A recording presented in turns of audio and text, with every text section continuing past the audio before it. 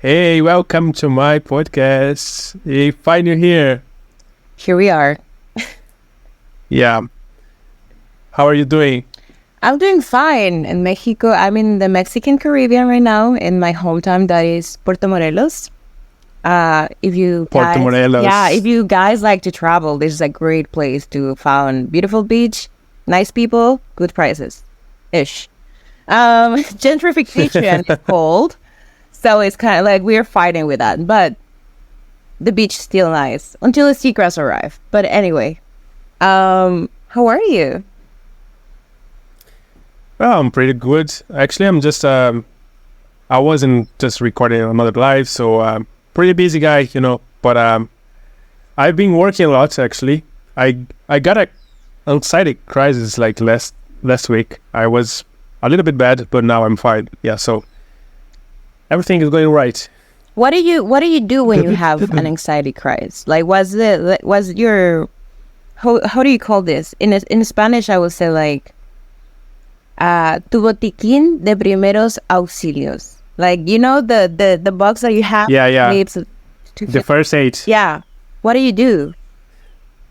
So actually, I need to understand that's a crisis. That's anxiety actually, because if you don't understand that it's just a crisis, so you keep yourself in this position for long and more time. It will be worse if you don't understand quickly. So what I do, it's just okay. I'm not dying. I'm alright.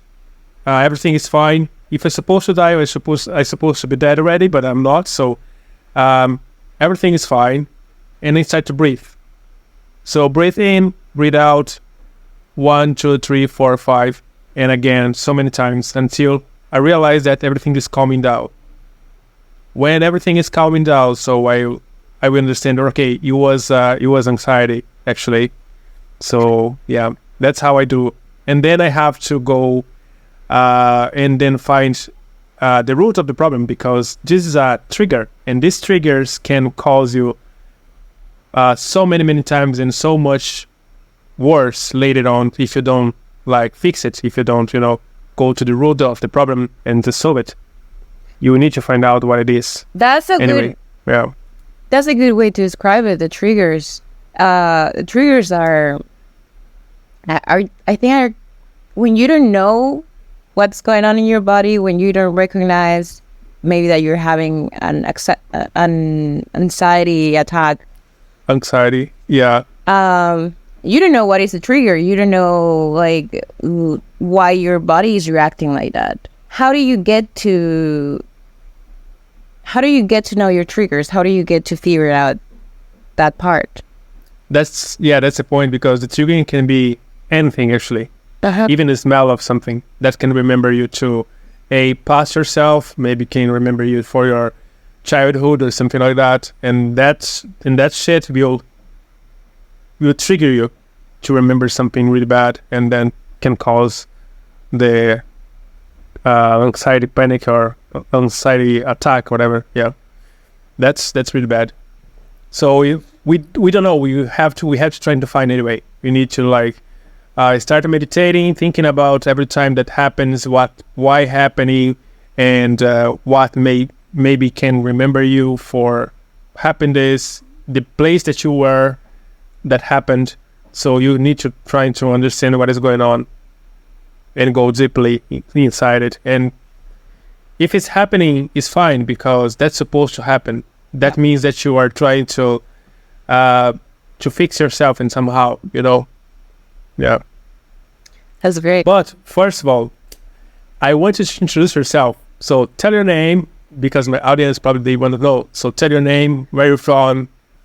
Okay, first of all, I want to apologize for all the people who actually speak English, because I don't speak English. Okay, my language is Spanish. And I try to speak English. So if I get some mistakes talking or something like that, just have that in mind. Well, my name is Natália. No, your English is pretty good. Thank you. My name is Natália. I'm 26. I'm from, again, I already tell you guys, but I'm from Puerto Morelos. Well, Mexico. Mexico. This is the Caribbean part of Mexico. Actually, it's pretty nice. And I'm so jealous. Yeah. We're here to talk about heartbreakers, right? Yeah. Exactly. So, But let us give you like some background for the people who was actually watching us, because how did we met? Because I met Natália when I was on a trip, on a vacation yeah. to Italy. So I met this girl in the airport, and to be honest, I wasn't expected we could actually keep the friendship, because like as everyone else, we just like met a lot of people on in the airports. What on earth I would expect like to be friend with you like after that?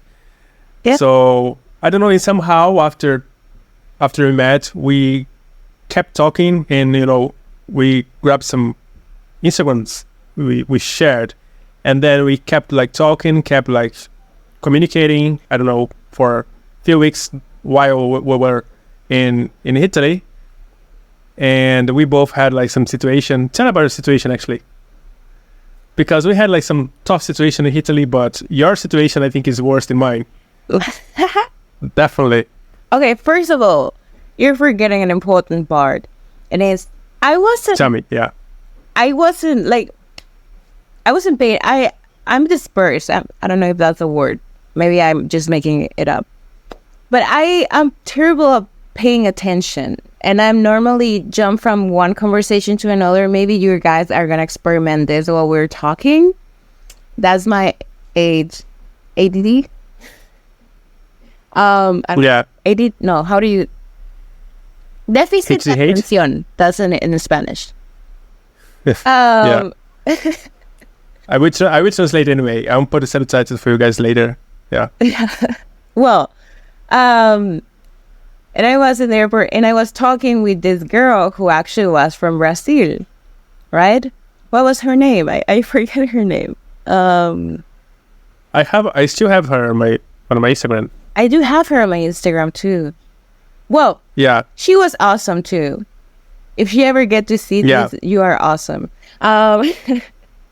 Well, We still remember you. Yeah, we we still still remember remember you. You were an important part of that line in the airport. We want you to know that. you. Oh, tell me about this. Yeah. Yeah. So because of her, I think she started speaking with Tiago. Right? Yeah.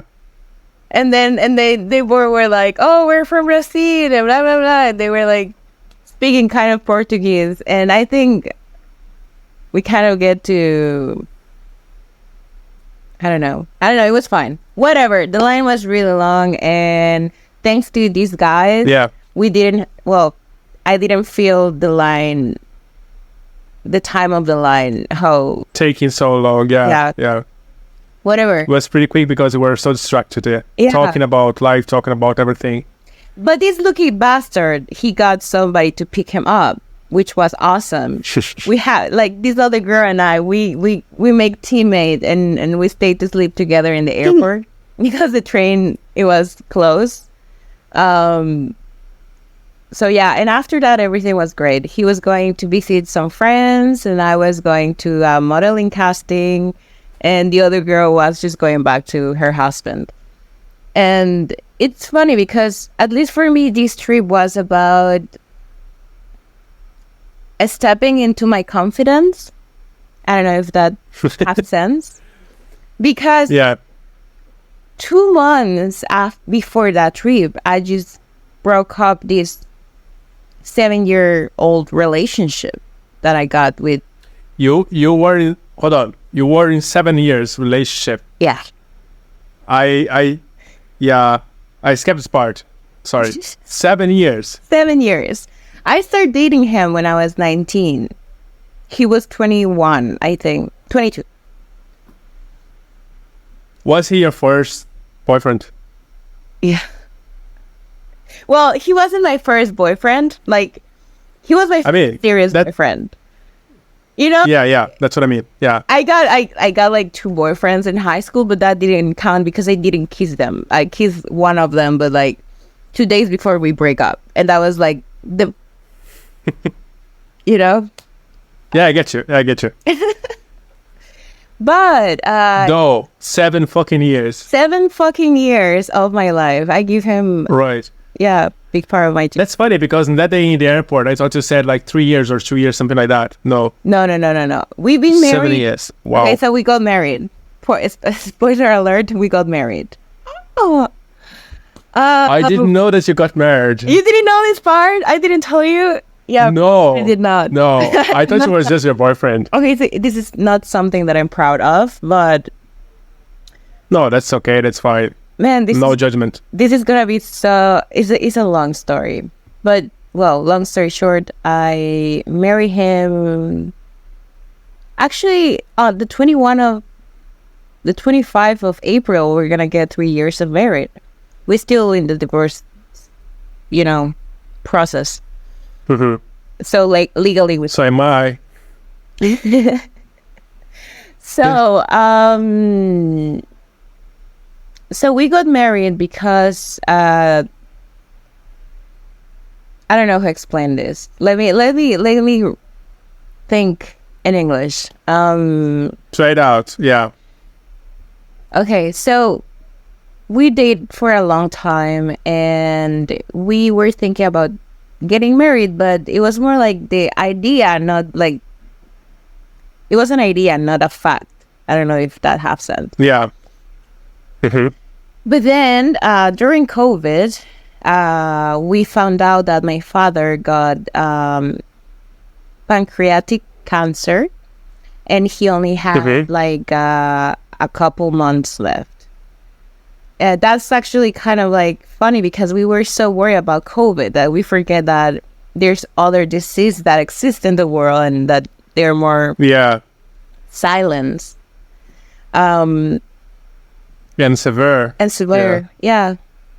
But yeah, when we figured that out, I don't know, we were all together, and then my father already knew that we were gonna get married, and it was kind of like, I don't know, it was just so weird. We decided to move our wedding day so my father could be in the wedding. But actually, it was all fucked up. This is all fucked up. Okay, so I got married 2 days after my dad died because my father didn't want to. He talked to me like 5 days before the wedding, right? And he was like, Natália, I'm not gonna be able to be part of your wedding, and I want you to know that because I'm too tired and I could feel it in my body. But you cannot cancel your wedding because you make a commitment. And people are flying from other parts of the country. They're not coming just from like the next town of us. They're coming from other places. So you cannot play with the time and with the money of other people. So basically, I feel in the duty to do that because of the respect that I got for my father. Now, I know that you shouldn't do that at all. Even if your mother, your father, or even the Holy Mary come here and tell you, you have to get married. If you feel in your chest that shouldn't be happening, you should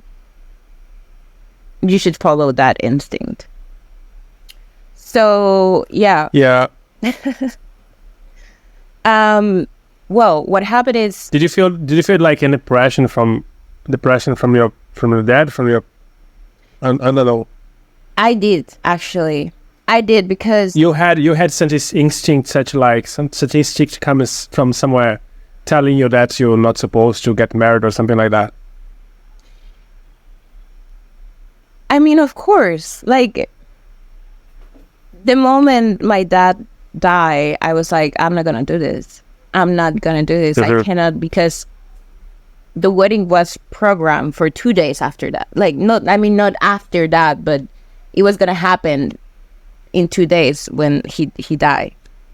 So I mean, first of all, was the stroke or the feeling of the death that of your parent. Yeah. But also, I feel kind of like I owe him something. You know, not my father. My ex-husband. I feel like he was here for me and that he was doing so many stuff, and I feel like I was in debt, basically. Spoiler alert, he was doing the bare minimum again. So if anybody is out there and then you feel that you need to do something, do it. Yeah. But you do it because you want to do it, not because the other person or the persons around you tell you that you should do it. Yeah, exactly. Also, my friends hate him. My best friend hate him. My best friend, since the beginning, she wasn't okay with that relationship. She was like, dude, you shouldn't keep going through that way. And I keep like justifying and saying like, no, you're crazy. And then getting mad at her because she was telling me this stuff. So yeah, I kind of get lost in the conversation. If you want to ask me a question, while I'm like trying to figure out what I was trying to say, go for it. You will help me. Like, first of all, why did you decide to get married like so quickly? I mean, for how long you been with him before you get married? For how long? 5 years. No, 4 years. 5 years. 4 years. So you've been with him like 4 years. So I think it's time enough to know that you really want to get married with someone. Yeah. And even though you got married, so getting married to someone after 4 years being together, it's kind of 100% sure, I would say, that you're ready for get married. Because you say like, okay, all his like qualities and all his defects, like I already know. In 4 years, I think people cannot pretend to be someone else, or cannot pretend, during 4 years, entire 4 years. Yeah, that's freaking long. You're right, and that's where your confidence, or that's where your self-worth had an important part in this play, right? Because, and I'm not saying that every person that is in a toxic relationship doesn't have self-worth, but you could be so confident about yourself. You can be like so secure about some stuff about your life, and then you found this person that you think is your person, and during that relationship, you day by day you're losing that confidence, you're losing that self-worth, you're losing what identify yourself to the rest of the world, because you're so absorbed by the presence of this other person that you cannot see behind or beyond. It's like if you were hipnotizado. I don't know how to say it. Yeah, I know. Yeah. But yeah, what was the question? You do. Yeah, we did feel this happening to us, especially when we are for so long in a relationship. Because I would say, like in the first years of relationship, we will be so blinded by the love, by the excitement that we have a new relationship with someone new, that we can actually not see the truth and who actually this person is. Yeah. And after a while, you're gonna still be like kind of blinded, because you really think that this person is the same person. And after a while, you start realizing what actually happened to you. And how did you find out? Like, how did you start realizing that this person was not the same that you get married or the same that you fell in love first? So I just jump into my married episode, but I'm gonna start from the beginning. And the beginning is, my background is full of abuse. I had a lot of abuse when I was a kid. I was abused by a cousin since I was like 3 years old to 11 years old, and I didn't talk about it until I was like 20. But when I talk about it, the people around me were like, the typical stuff, right? You cannot talk about it. You're gonna make, like, he's having a life. He have like kids now. You're gonna ruin his life. You're gonna like. And my father was a politician, man, and so image and presentation means everything. And if he had a scandal, like his daughter is suing a familiar because she was raped when she... That's what ruined everything. Yeah, so when I was sure about it and I told my father, so I'm gonna sue this man, he was like, I cannot, no. And he was like, just please don't do it. This is gonna... it's not gonna be good for the family. So I drop it. It's going to ruin everything, yeah. But during this time, and I met my ex when I was 19. I was in Oaxaca. I came from a background where I didn't have confidence. I didn't have self-worth. I didn't know what that mean. I didn't knew that I can find myself beautiful. I didn't knew that I could be beautiful without being part of the standard beautiful, And he was the first person who told me, wow, you're gorgeous. And you're gorgeous in the size that you are. You are gorgeous with the way that you think. You are gorgeous with every part of you. And for me, it was like, are you serious? Like, is this real? Am I pretty? And he's like, I mean, now I know that was fundamental. And in that time, you didn't have confidence in yourself. Yeah, I didn't. So because he told me, because of the traumas and stuff. Yeah. So the fact that he told me, it was like, I want to hang out with you more, because no one ever told me something similar to what you're saying. So for me, it was like, oh, so he's seeing me. He's seeing me, and he's here. So I just get attached to him. Even if since the beginning, I saw the red flags. So that's the thing.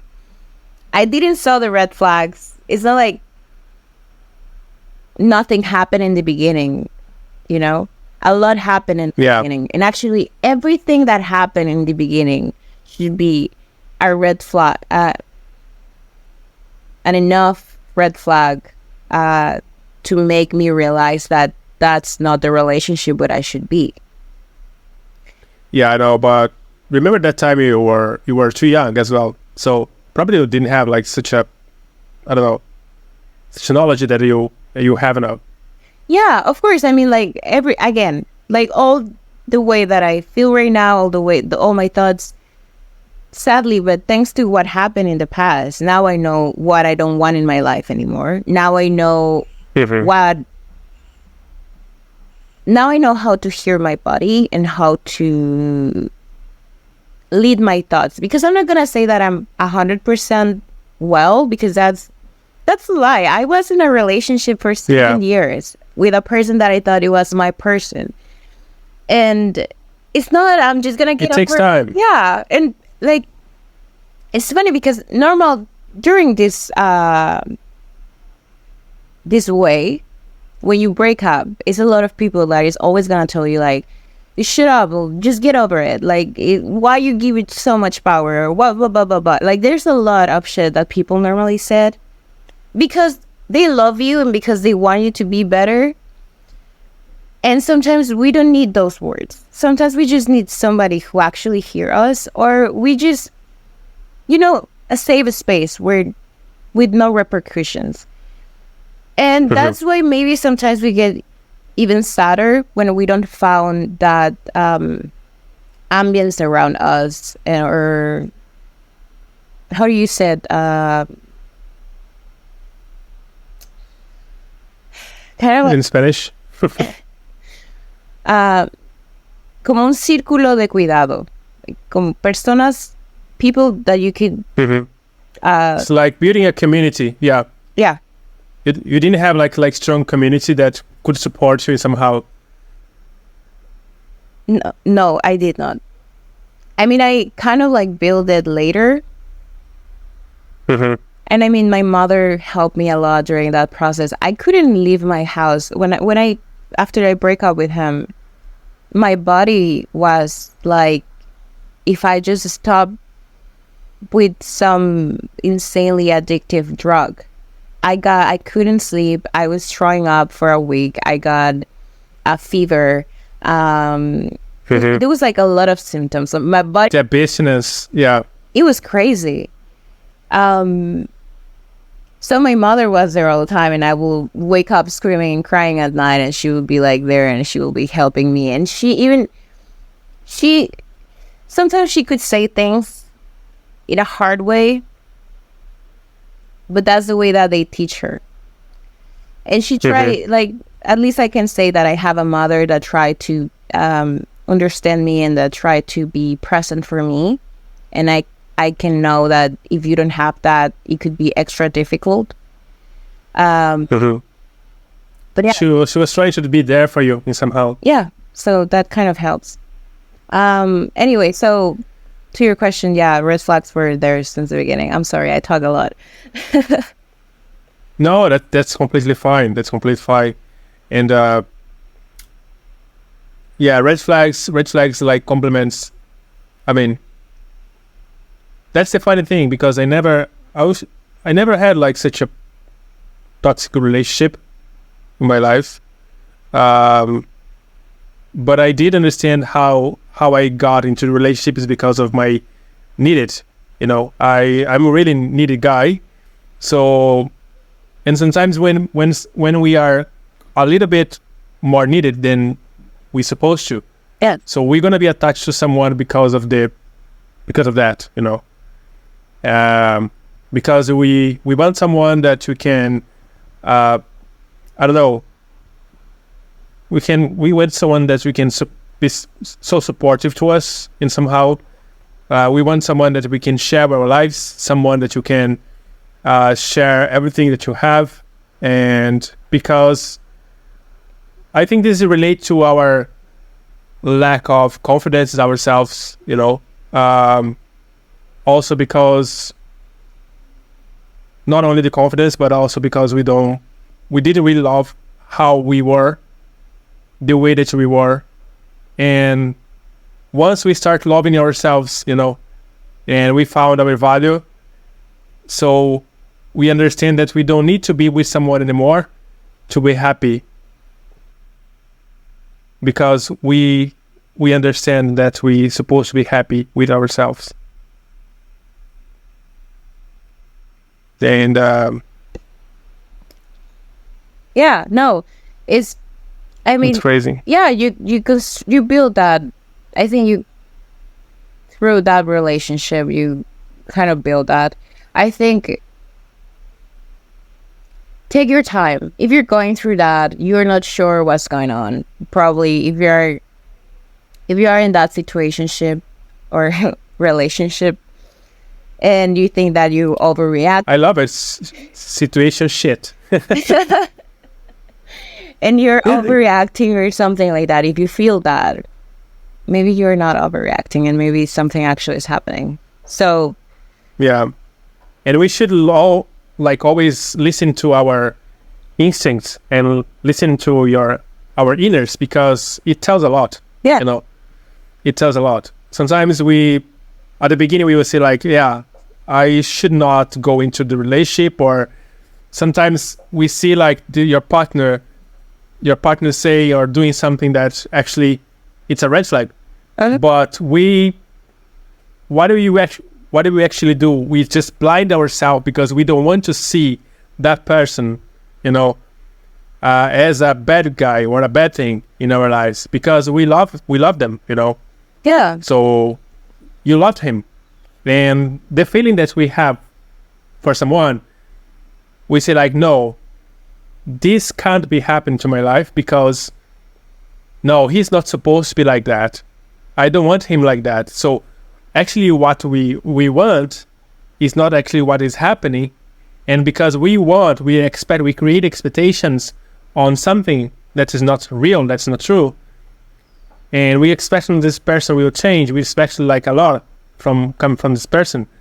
But the reality is not like that. The reality, we know that the person is not the way that we want to. Yeah. You know, and we keep blind ourselves for years, long years, months, whatever, because we don't want to believe that this person is not the person that we got married or we get into a relationship. That does make sense for you? Yeah. I mean, I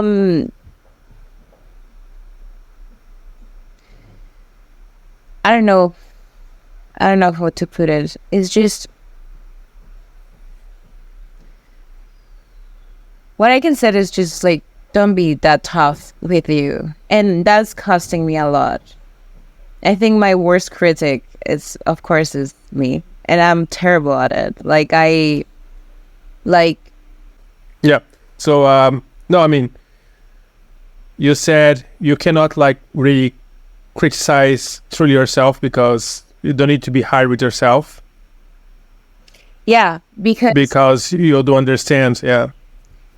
Yeah, and I mean, it's gonna take you time, and I'm still like fighting against the urge of just like being so embarrassed about myself and how I decide to ignore each red flag and each mistreat and each fight and gaslighting and all that. Because, okay, I'm gonna try to resumir all this, and so I started dating him, and he's an alcoholic. He's an alcoholic, and he's a drug addict. That's another red flag. That's a huge red flag. That's a no. That's a real, yeah. That's a no. That's a no. But I think also when you are young, like when you're 19, you are like charity. You know, you always see the goodwill on the people. You always see like, oh, maybe he can change. You have the idea that maybe he can change, or maybe she can change, or, you know, but no, don't. They're not gonna change, and unless they really want. Yeah. No, and you're a great person. That's why you're seeing the better in the people. That's why you keep justifying them. But the reality is that that's just your reflection. It's not what they are, because what they are is what is hurting you. Mm-hmm. That's a good point. Yeah. Yeah, so it's really important to keep that in mind. It's really hard to keep that in mind also when you are in that relationship, but just, you know, it could be tricky. Like, this situation could be really tricky when you don't have the tools to figure out by yourself, or like try to leave the toxic environment. And how did you find out, or how did you start to realize? I think I asked it, but I don't know if you. I did not answer that. Yeah. How did you realize? Okay, things is getting out of control now. So you start to realize, okay, this guy is not supposed to be with me, maybe, or how did it happen? Okay. So it's been years, right? Years of really bad behaviors that I allowed. Mm-hmm. I presentate him to the people around me like he was like the coolest person around. And of course, I never talk about the things that he will do, or things that kind of like make me feel weird or untrust. He cheated on me like a shit ton of times. Oh shit! Yeah. Yeah, and that's like, now is like, how could I? you know. I feel like shame. That's what I'm dealing with right now. It's just the shame of how could I allow somebody to play do that to me. Yeah. How I knew it, you know. I was seeing that. I knew I didn't like it. I knew that was something that I didn't want. I knew what does that mean. I knew everything, but even that I knew this huge red flag that it was accompanied or estaba acompañando to the alcoholism and to the drug addiction. That is by itself another huge red flag. I just keep going with him because I had in my mind like nobody's gonna love me in the way that he loved me, because he's the only one who see me as I am. He's the only one who told me that I was pretty. He's the only one who can give me warmth, or who knows the words when I feel I have an anxiety attack. Funny fact, during my whole relationship, my body was crashing. Every time that I was with him, and this is really awesome and something that I learned recently, that your body tell you when you shouldn't be with that person because of stomach ache, like, you know, intestinal problems, because of I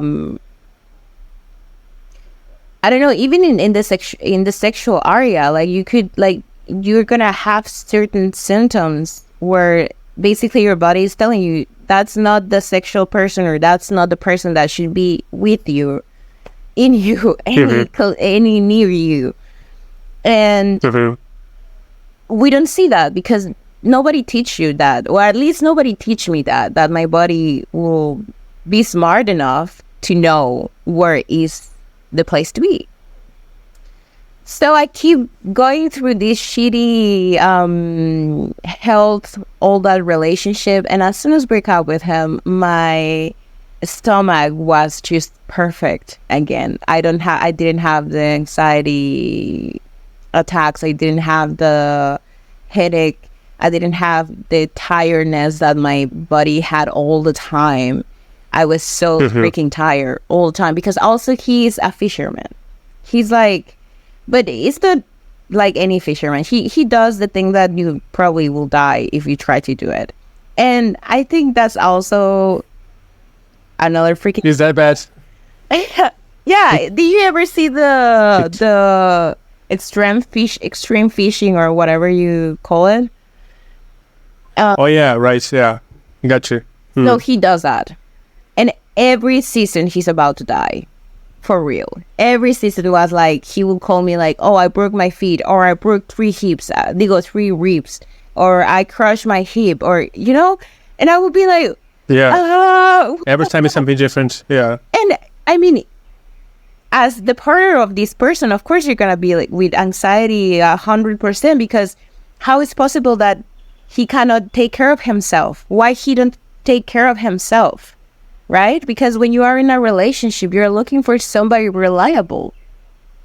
And what's the point of have a relationship when you are taking care of your health and the other part doesn't? That's make you feel bad because maybe you're not taking care of the other, right? But you're not supposed to. Yeah. So again, all these small red flags going around. When we figure out about before we figure out about the cancer of my father, we actually have this huge fight where he broke. Oh, horrible. But yeah, where he had this horrible friend that is like, I don't know, 50 or some shit like that. He's old. And he's an he's an alcoholic too. Alcoholic, yeah. Yeah. But my ex love him as his big brother. Also because they fuck around together, right? That's why he think about him as his best friend, because he was the only person in the world that keep telling him like, yeah, keep doing drugs, keep fucking hookers, keep doing shit, because you want something to validate your shit. So he will talked to me about him like he was like kind of this human, he's amazing human who saved his life and who makes him be what he is. And so it kind of was like, okay, he might be nice, right? So I invite him. Well, no, he invite him. He told me like, hey, can I invite my friend into Puerto Morelos, that is where I live? And I was like, yeah, sure. He was like, can he stay like 2 weeks with us? And I was like, yeah, sure, whatever. I didn't hold even 3 days with this guy. I kicked him out of my house. My best friend helped me to do that. We were, since he arrived, my ex will be drunk since he wake up to when he go to sleep. He never drink or take drugs in front of me. And I think that's why he was pulling out with me, because I was the person in his life that kind of like hey, don't do that. Like, that's not cool. Because also in his familiar system, like drug addiction and alcoholism, they don't like, because of his parents, or not his parents, but his father, or like the people around him suffers from alcoholism, and they are from a big city, so drugs are part of, like, it's kind of like normal. It's not like, for me, I grew up in this small town in the Caribbean with a conservative family. And I'm not saying that in conservative family didn't happen that all the time. That happened actually all the time. But at least with mine, I didn't have that. The addiction in my family of my uncles is like they smoke a lot. But beyond that, you don't see them like drunk or on drugs. So for me, that's like different, I'm not gonna tell you, oh, you're doing fine, or oh, it's just coke, or oh, it's just like LSD. You know? No, yeah. Also, I don't do it. I mean, like I don't do it, so I don't understand. So yeah, he just he was the best friend was here. He was drunk, and the day that my sister was gonna announce about some important thing. And she told us like 1 week ago, and he was like, yeah, we're going together, blah, blah, blah. The day arrived, and he was like, fuck that shit. I'm going to Playa del Carmen with my best friend because I need time. I need time of you because you're being too much. And I was like, what? He was like, yeah, you try to control all being too much. Yeah, because he was like, you try to control all my life. Because I was telling him, dude, just don't drink. Like, you're fucking wasted all the time. Like, what the fuck? What? So for him was me being stupid and controlling his life and being like, so he got really mad. He destroyed my place. And when I arrived to my apartment, I told him, I'm not going to drive you to Playa del Carmen. And he was like, he destroyed the place. He destroyed my place. I came back to my apartment. Everything was open. The AC was off. The house was a completely mess. And then I saw this crucifix that was part of my family for generations. I don't care about the religious meaning, honestly. It was more about the family meaning, because my grandmother gave that to me. And for me, that was something really valuable, and my family didn't... And meaningful, yeah. Meaningful. And my family didn't give that to me because they were like, oh my God, Natalia, you're too sloppy, so you're gonna break it. And finally, I was like, okay, damn, I'm old enough to have that with me. And they give it to me, and 3 days after that, it was completely destroyed. So yeah, I came back, and the crucifix is completely destroyed. I was like fucking crying, and I was like, what the fuck is going on? I call him, and he started telling me like, I don't know what you're crying about. I make you a favor. Do you know what the Catholic did to the world? Do you know, like, I was like, bitch, I don't care. I'm not religious. It's not that I keep this because of my beliefs. The religious stuff. Yeah. I keep this because my grandma, who is dead already, gave that to me as a present. Like, what the fuck? And of course, like, now I know I was fighting with somebody who was drunk. He wasn't like, there's nothing that I could possibly say that it was gonna make him be whatever. So I just finished the call. Bye. My best friend come to the house. She stayed with me all that weekend, and she was like, "Dude, what the fuck are you doing?" And I was like, "No, but like, I'm gonna break up with him. I'm gonna break up with him." And she was like, "Yeah, like I was like so confident that I was gonna break up with him, because for me it was okay. He smashed something that means a lot for me, and if I allow this, it's just gonna keep being worse and worse." But then I talked with my father, and when I talked with my father was, so my father was he was in love with him. Like, he loved him. He was like his son for my father. So when I told him what happened, my father was he's a good guy. Don't tell me your father arrested. Oh, she's no. Yeah. He was like, he's a good guy. You know, men sometimes makes mistakes. You just need to work through it. And I was like, but no. you broke the crucifix that your mother gave to me.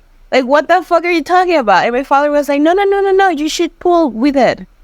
He's a good guy. He showed to our family that he's a good guy.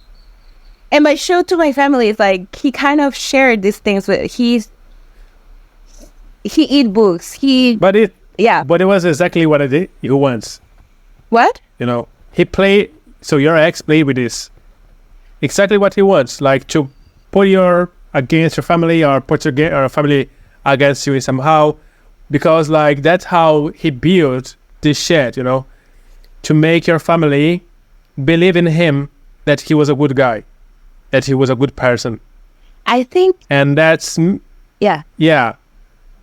So in this shit makes you feel bad because you think, okay, maybe, he built like a kind of a supportive community around him that would support his idea that he's a good guy, instead of seeing yourself and how things was really actually work. And also, I was feeding the idea of that he was a good guy, because as I told you before, I keep telling them about these beautiful things that he will do for me.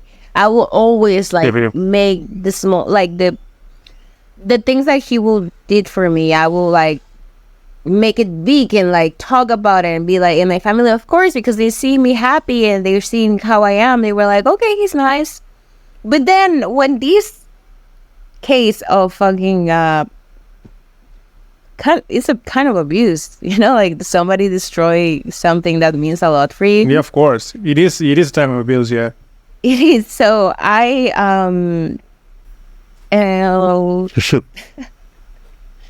so about all this, that's really shit though.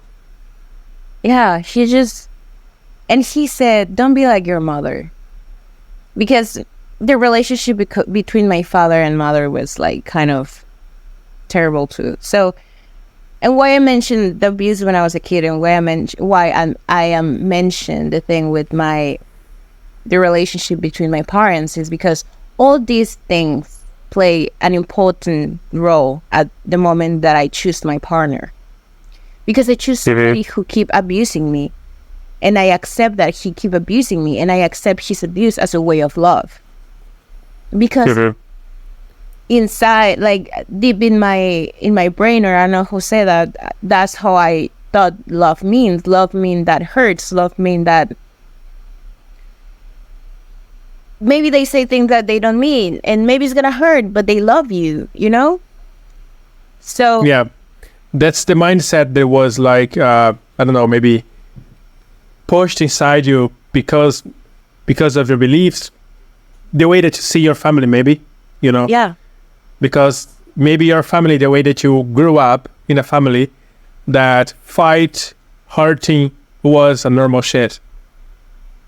Yeah. And he made you believe that it's a normal shit too. Yeah. And that's like... But it's not. Yeah. It is not.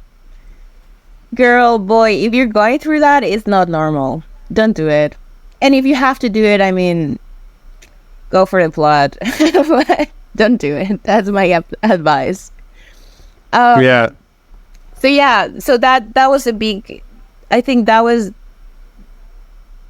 the main. I mean, there's a lot. As I said, there was a lot of red flags. Yeah. But what was the things that that was a breaking point for me. But because my father said he was a good guy, and because of that, I was like, okay, I'm just gonna give him another chance. My best friend was furious. She was like, "What the fuck are you doing? Like, do you realize that don't do it? Like, you're gonna get hurt. He's an asshole. He don't deserve it." And I was like, "No, but you have to work for relationships, and relationships are about to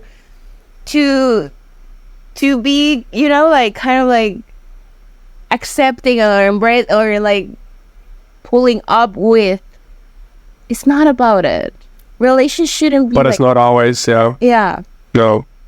And again, as I said in the beginning, it's okay when we're talking about, oh, maybe we don't share how I don't like how you left the toilet seat open, or that you leave the shower and you're wet. Like, that's things that you talk with your person and you figure out, right?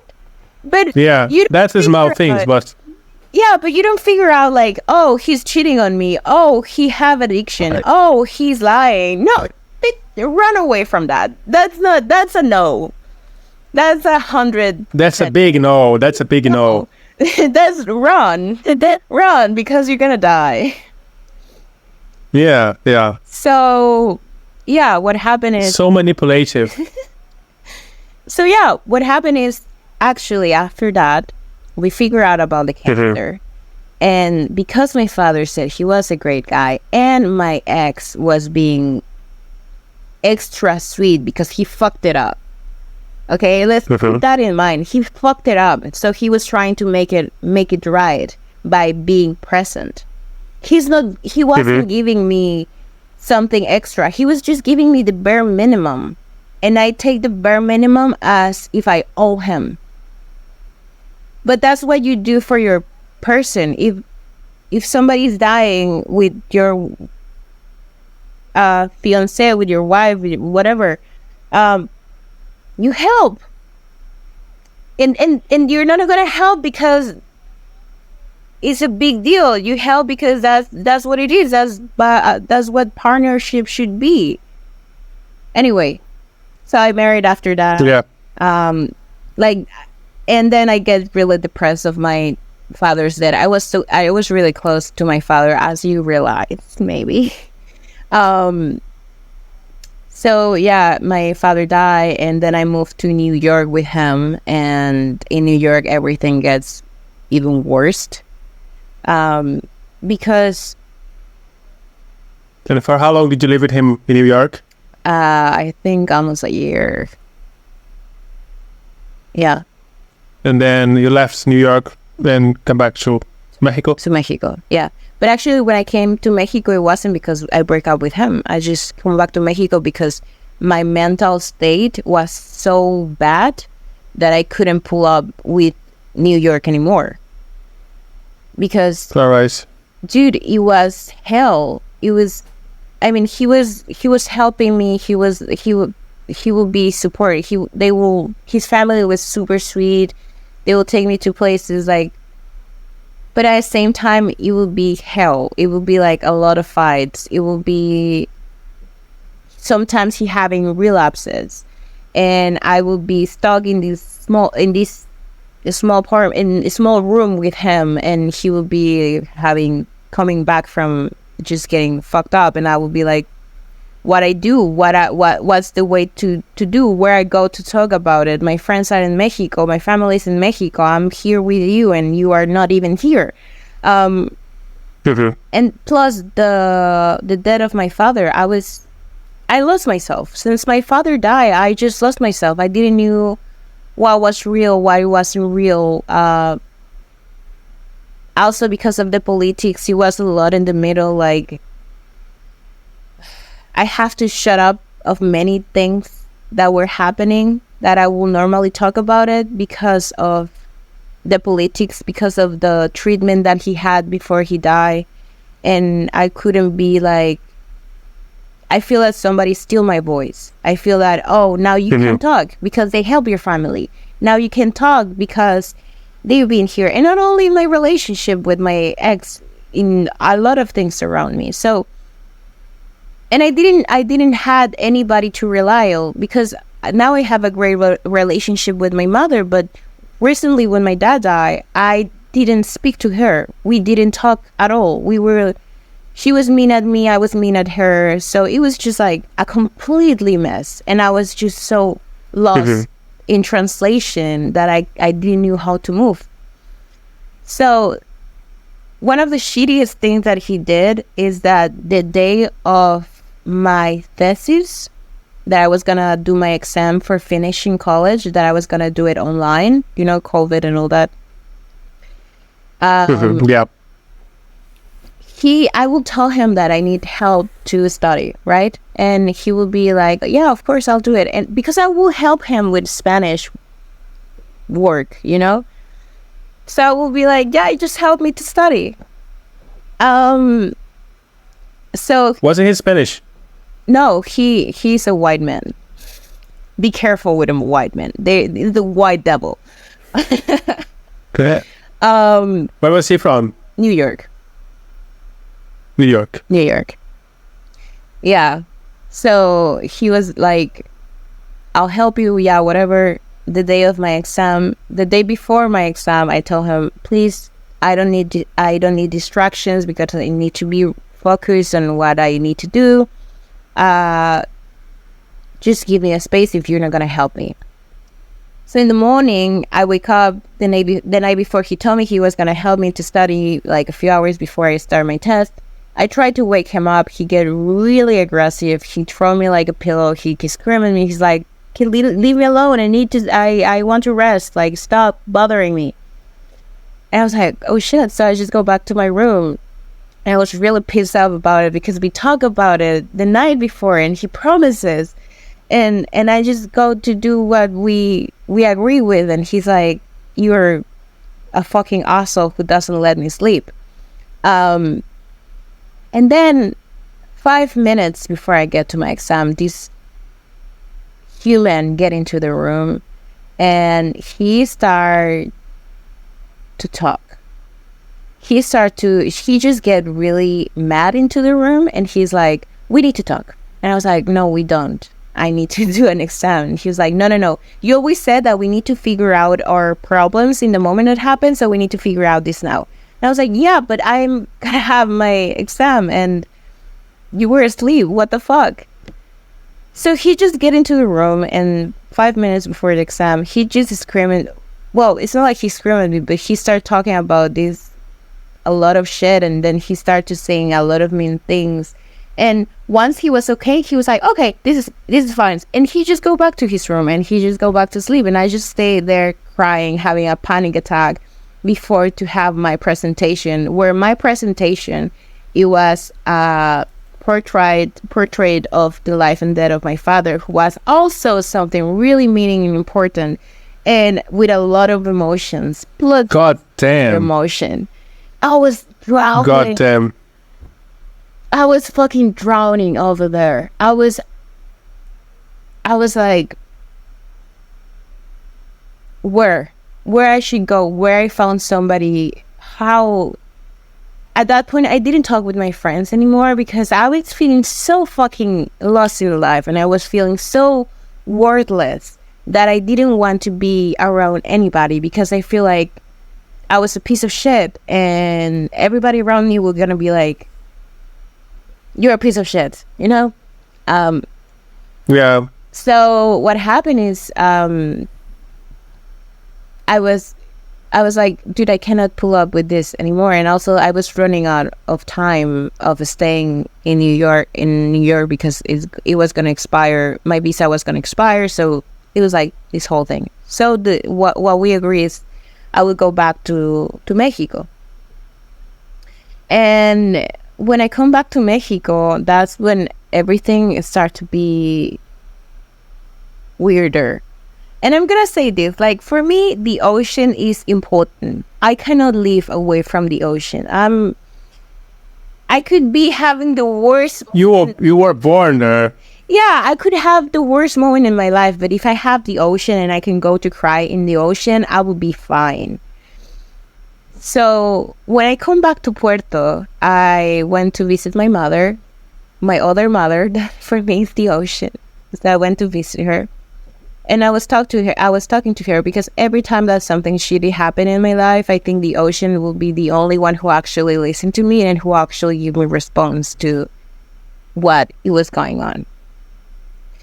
So this time wasn't the exception. So I get to the ocean. I was like, I just want to be happy. I don't know how to be happy anymore. I don't know. I don't know. At that point, I didn't want to live anymore. I was into this really heavy depression. I was having a lot of suicide. Profound and deep depression. Yeah. It was horrible. And I just want to be happy. That's all that I said. And after that, it was like a spiral of extreme emotions. So I don't know, that happened in May. I came back to Mexico the end of May, and at the end of July I attempt to kill myself because I just get to a point where I wasn't able to recognize what it was wrong or right, what I was looking for in life. I didn't have expectations. I didn't have dreams or desires. I feel that I was a burden. I feel that I just had a huge paranoia around me. And I feel that I was reading his life because every time that we get into a fight, he will tell me all these things that he did for me. And he will tell me also like all these things that I did that it was like ruining his life. But if you put perspective, it's like, I don't know, one of the things that he will say a lot is that about college. He pulled up college. He was going to get into this good college place. And he told me and we were like, oh, we're going to go together and blah, blah, blah. And I was like, yeah, let's do it.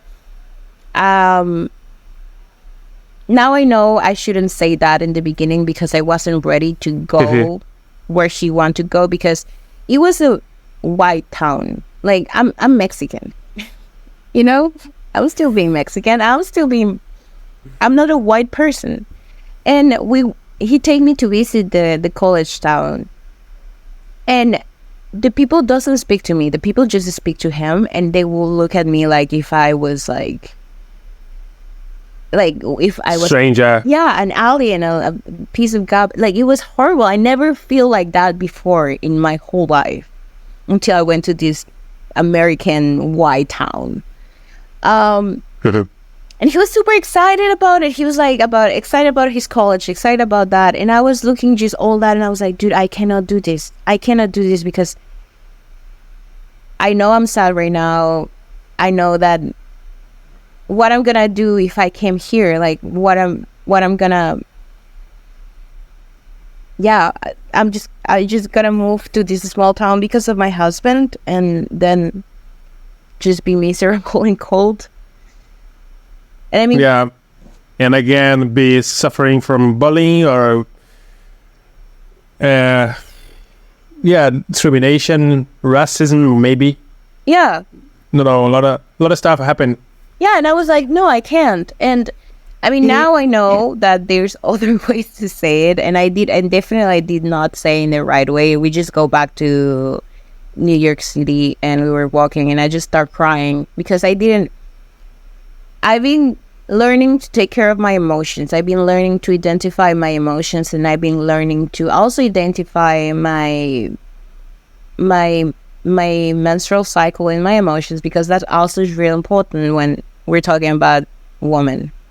Because I didn't know how to identify each stuff. Like it was just like I just feel a lot of stuff. I didn't knew what I was feeling. I just feel. So when this happened, we just get back to New York, and I was like, I cannot do this. You can, like, I'm not gonna break up with you. Just go to college, but I cannot move to New York. I cannot move to there. I'm not gonna move to a place where I don't feel comfortable. And so he pulled up with that. He decided to stay in New York City so I could be in a way more comfortable place than this racist town. But every time that we get into an argument, he will spit that in my face. He will be like, you didn't support me. Yeah. You didn't went to this place. And blah, blah, blah. Yeah. It was just discomfort. He was making you feel like worst ever. Yeah. So he will pull up that kind of stuff. And that made me feel guilty, and that made me feel that I ruined his life. That was like the main thing. There was a fucking manipulation though. That was really fucking manipulation because like from my point of view, he knew how to manipulate you in everything, in all people around you as well. Yeah. Not only you, but all people that was like involved in your life in somehow. You know. Do you think he is a narcissist? Yeah. Probably. I mean, dude, I remember once he get really wasted into the house. He was on, he's horrible. Yeah. So he was on coke. He was wasted. He get into a house. I was like, dude, what the fuck are you doing? I was like flipping out, and he just sit down and he just looked at me and he was like, so I see you crying, but I don't feel anything about it. And I was like, what the fuck? And he just and I was like, what are you saying? He's like, well, why you here? I just see you. I hear you, but I don't feel anything. I'm sorry, but this doesn't give me any emotion. I was like, that was. She was completely out of emotion because of the coke? Yeah. And I was like, what the fuck? Anyway, I came back, this thing happened. I'm sorry, I'm jumping from one topic to another, but. No, that's all right.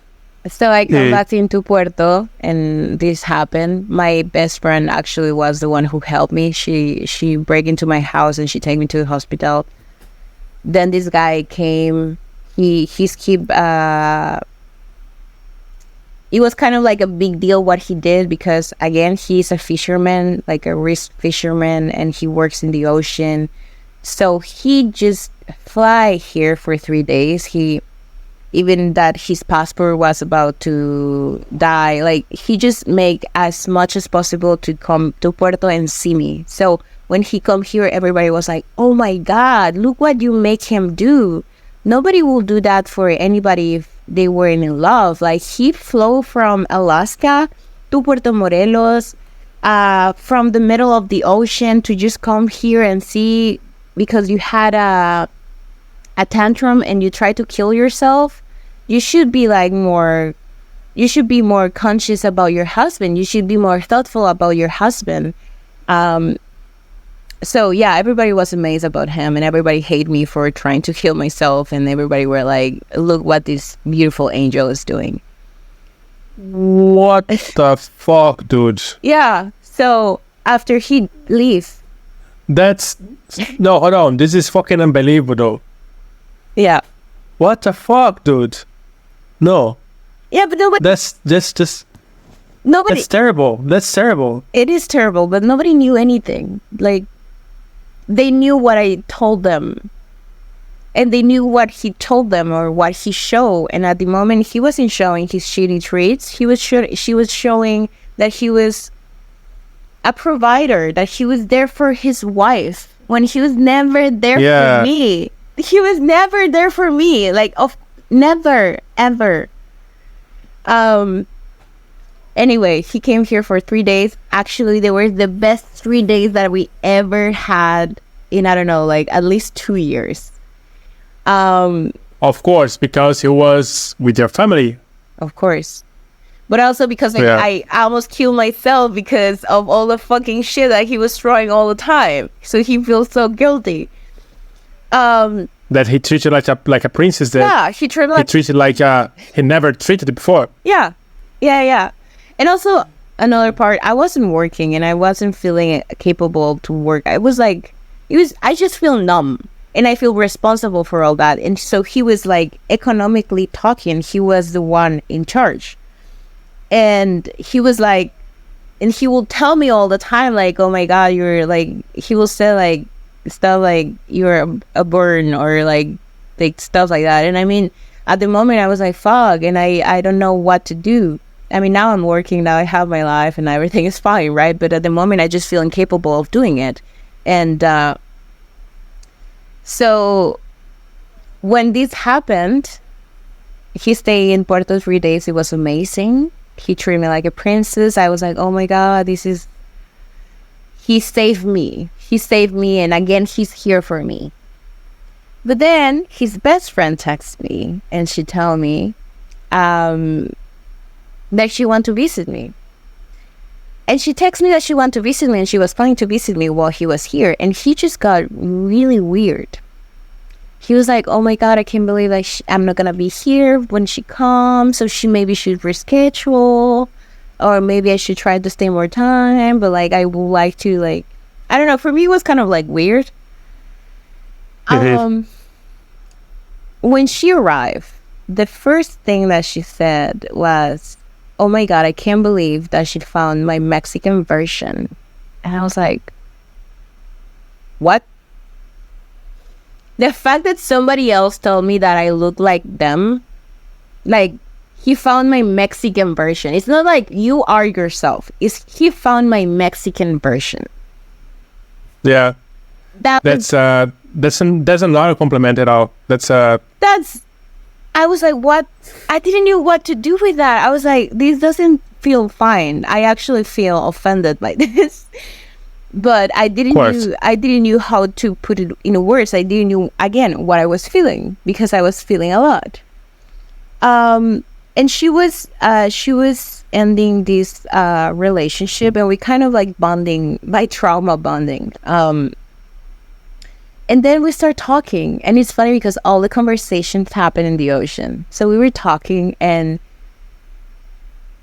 he complains a lot about the money, right? That was a main issue in our relationship. But then she started telling me that every time that he end fishing, he will text her how much he earned, and then he will be like, how much money do you need? You send it to you. He would just give her money, he would just give her money. And then he will talk to me and he will say like, oh, she loaned some money from me and she don't want to pay for the money, when he just give it to her. But he will be telling me like it was her fault, or he will tell me that she was so into him, or she was too jealous, and she was like blah and blah. And while we were talking, it turns out that he was telling her that I was a nightmare, that I was too jealous, that I was blah blah blah blah. And I was like, oh, so he kind of like, like he putting against he played, yeah. But he didn't figure out that at some point we're gonna happen, and eventually I will figure out what the fuck he will doing. So spoiling alert. Exactly. She told me again. There's a lot of spoilers alert in this episode. Yeah. She will tell me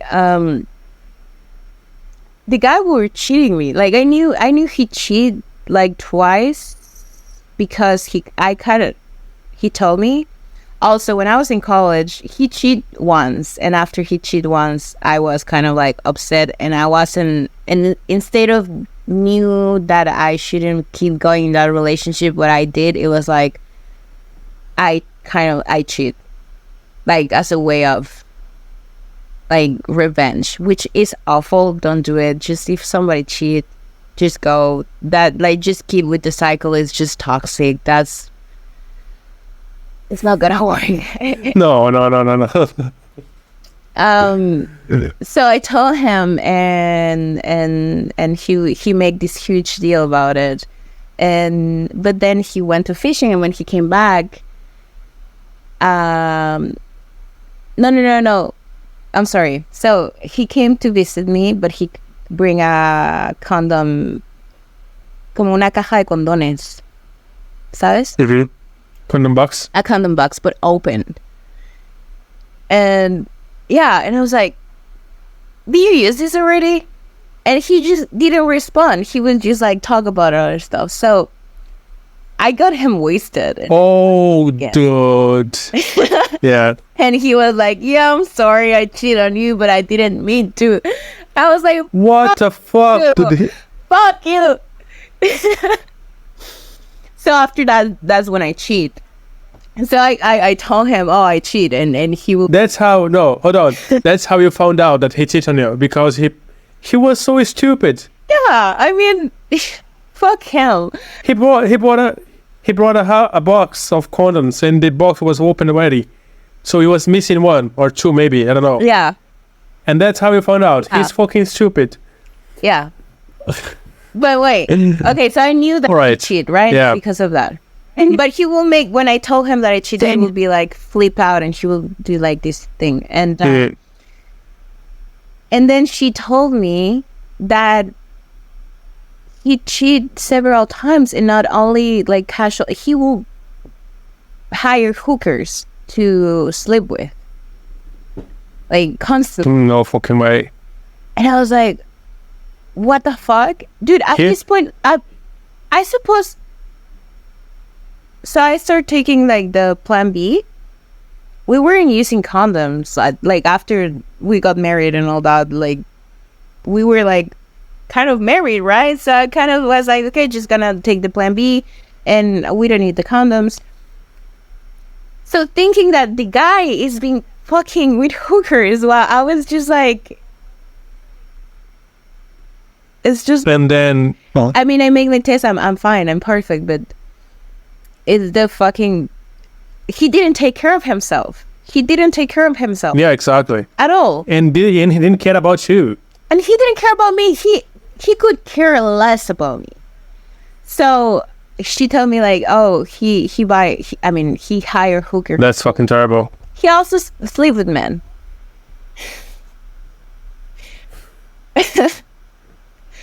All right. I mean, yeah. I knew he That's was... clear for me. Yeah, I mean, I kind of knew he was bisexual, but I didn't know that he kept cheating on me with guys. So yeah, it seems like every time that he go to fishing, he will sleep with guys or with women or There was excuses. no as excuses.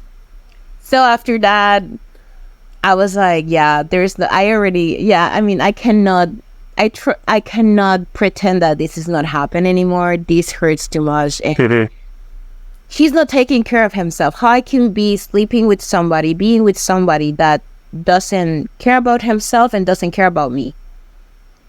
Like, I'm really in shock with your story, because like I did think that it was like really bad story, like about how but that's over the top. Definitely, like that's a shitty story. Yeah. No, I mean, you are really brave, girl. Jesus Christ. Like, that's just a trauma response. Honestly. It's just, I keep pulling with that because I didn't know I could shift to something better, or just be by myself and be better, you know? yeah. So when this happened, she told me this, and also she showed me some messages. And in one of these messages, they are talking, and she asked him like, I don't know how you are so detached from yourself. I don't know how you don't, how can you not have emotions for the other people? And he will respond, oh, it's easy. You see, for example, with Natália, I just have to take her self-esteem and put a ring on his finger, and that's it. And I read that and I was like, what the fuck? What the fuck? I was like, yeah, there's a no. And also I realized that I was in the relationship of my father and mother at that point. I mean, with the whole, with the queer part, no heterosexual, you know? Yeah. But he was just like exactly like my father. That's so awful, though. And I want to say something here. Like, I knew he was sleeping with guys, and at least for me, that didn't mean anything, you know? Because if you're nice, like, when you decide to love somebody, and you decide to be with somebody, and you decide that you want the communion, it's about love. It's about respect. So I don't care about your orientations. I just care about you being respectful with me. But with this guy, I mean, he wasn't being respectful with anybody. Yeah. Sorry, but he's a piece of shit. Oh, he is. He's a white trash. He's a white trash. That's cool. Dude, no, that's gonna be our thing now. He's a fucking white trash. He's a fucking white trash. Dude, I'm so sorry. Right. I really hope that you don't get canceled after this podcast. No, I will. I will not. I hope not. I hope so too. So yeah, what happened was all that, and also he will tell her about money and stuff, and he will tell her about how I just been a burn and all that, and she would be like, dude, but she's your wife. Like, what the fuck? Like, it's not like it's some fucking stranger. It's your wife.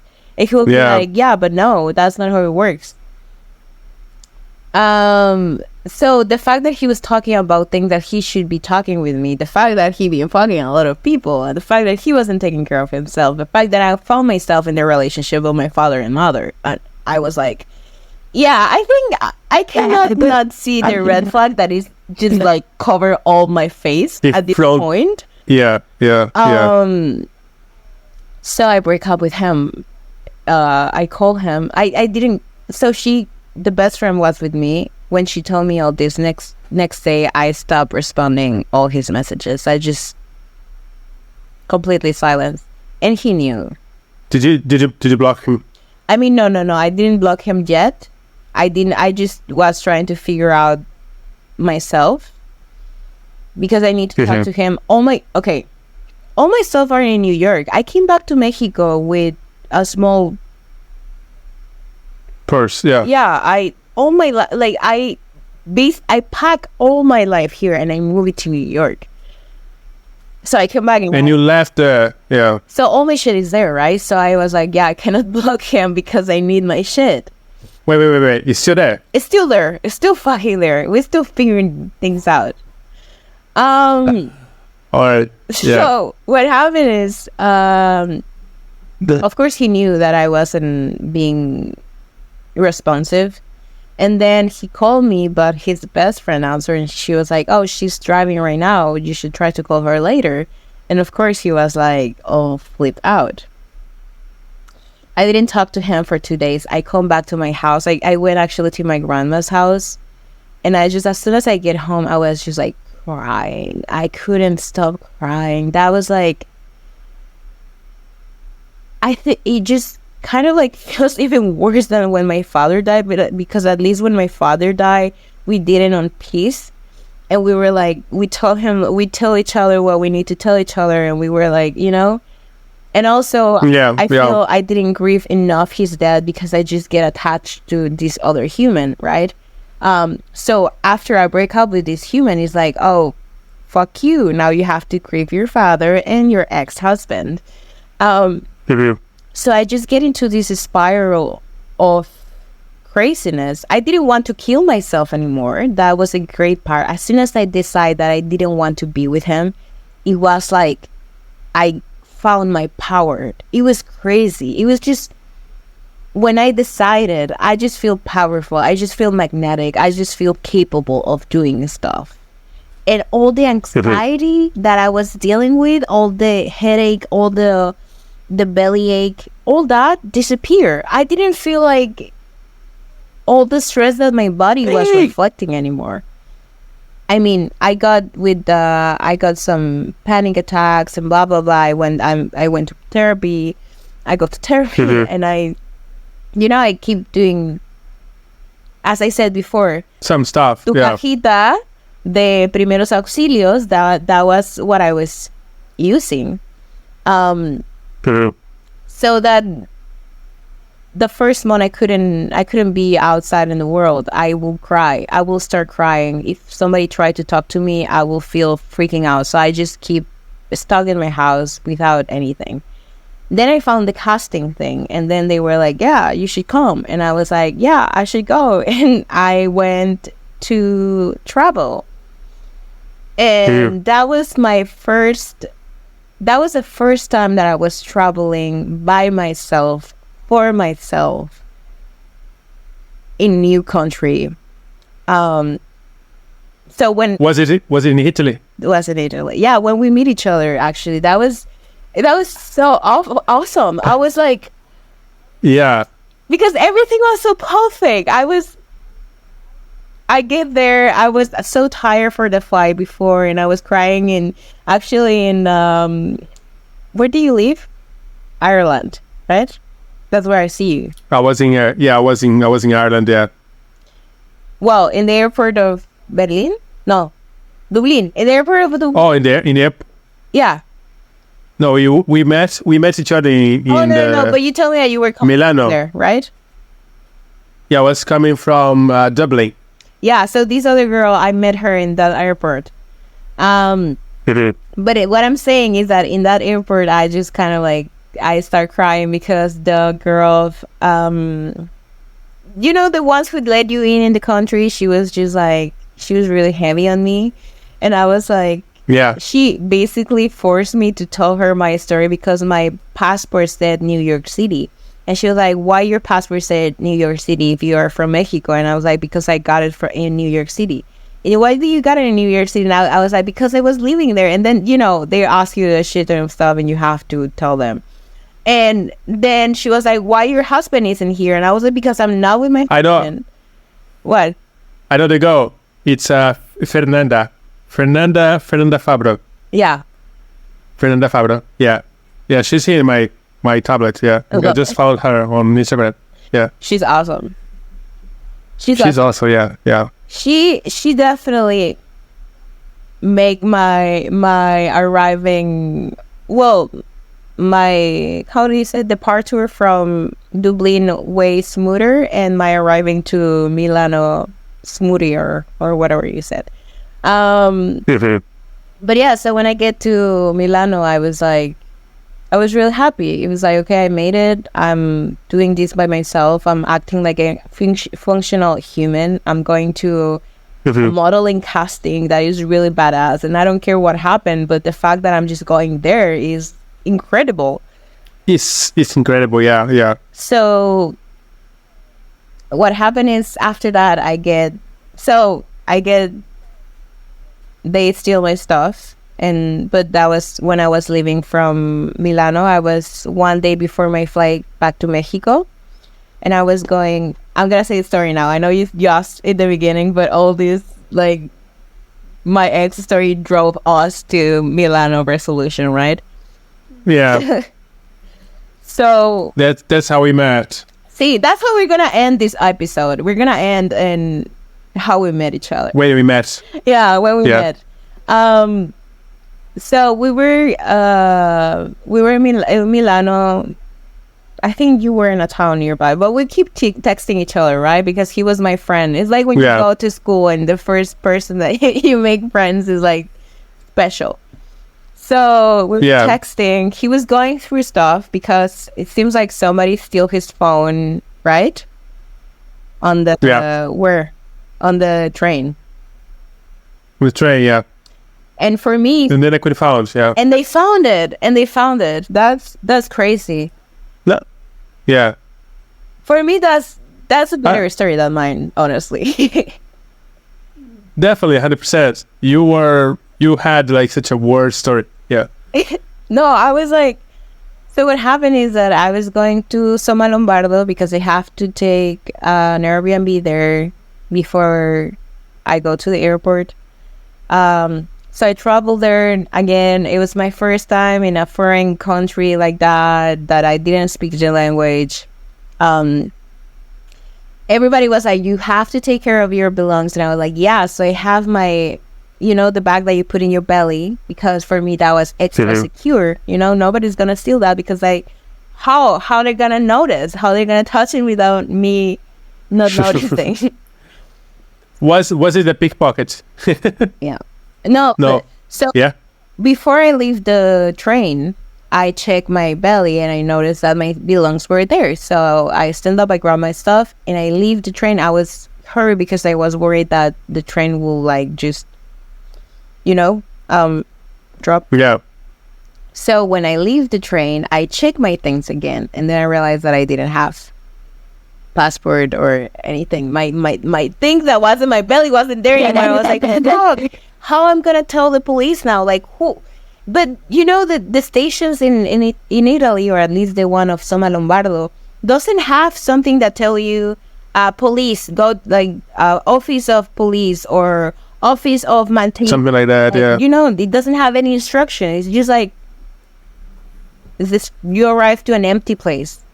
So the only thing that was functional nearby, it was this bar next to the to the train station. Just So I go to the bar and I'm crying. I'm crying like a baby. I kind of like speaking Spanish, speaking English. Then is this where was he from? I think he was from I'm sorry, I don't know where's the place, but he was in some place of Africa and he speak English. So I will speak to him and he will translate it in Spanish. And he was the one who helped me. And everybody around there, when they see me and I explain my story and then he translated and everything, everybody around there helped me. Like, they were like, don't cry anymore. They gave me water. They tried to feed me. I was like, no, I cannot eat. And they were like, well, they were so nice. And then there's this guy that they were asking me, and then I said, oh, I'm from Mexico and all that, blah, blah, blah. And then there's this guy that I keep crying, right? And he was like, you know what? I have the best music so you can relax. And he played Bob Marley. He started playing Is This Love? That was the favorite song of my father. In my house, we used to listen Bob Marley all the time. So for me, it was hilarious that this happened because it was like, I kind of feel like my father is like helping me with this, you know? Yeah. So long story short, he made you feel comfortable again. Yeah, he made me feel comfortable. So long story short, they helped me a lot. Then the carabinieri arrived, and the carabinieri were like, oh, we cannot help you. You have to go to the airport to report this or go to Milano station, but we cannot help you from here. And I was like, but you're the police. Goddamn. You should give me the ficha, right? And they were like, yeah, no, you should do that in the airport or in the train station. But they were actually, the police were kind of like rude, you know? Later on, so the guy from the Airbnb, luckily me, he went to pick me up. I call him crying. I was like, dude, this happened. He was like, okay, I help you. So he went to pick me up. When he picked me up, he told me like, you couldn't be in the worst place of Soma Lombardo. He told me like, the bar where I was that I was, it was like the most dangerous. That's where all the drug was happening. Where all oh my fucking god, you were to hang out and in the danger areas. And I was like, dude, I don't care. That people treat me like a princess. And they were like, he was like, do you left them your stuff? And I was like, yeah, I dropped my bag there. I went to, because again, I'm from the Caribbean, so sometimes I keep forgetting how it's being in a big city or in cities that are not like my small beautiful city.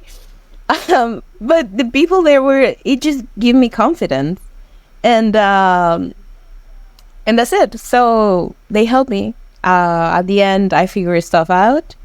I couldn't fly back to Mexico because the prices of the flights were insanely expensive. But because all of that happened, it turns out that I stayed like 2 months in France with my big sister that I didn't get along with. But thanks to that trip, we get the opportunity to talk to each other, to get closer to each other, and get closer. She went to pick me to Milano, and then we went back to France. I had the moment that I need to cry and to actually let and feel what all of my relationship just happened. That's really interesting story because when you were in France, I was already here in Japan, I guess. Yeah. And we were communicating still in the time.